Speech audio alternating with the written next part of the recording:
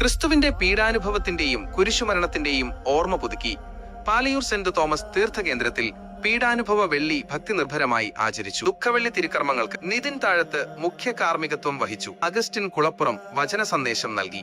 Arch priest Davis Kannampuzha സഹ കാർമ്മികത്വം നൽകി. യേശുവിന്റെ കാൽവരിയിലേക്കുള്ള യാത്രയെ അനുസ്മരിപ്പിച്ചു. വൈകിട്ട് 5 മണിക്ക് ചാവക്കാട് നഗരത്തിലേക്ക് വിലാപയാത്ര സംഘടിപ്പിച്ചു. ചോര പൊടിഞ്ഞു വാനം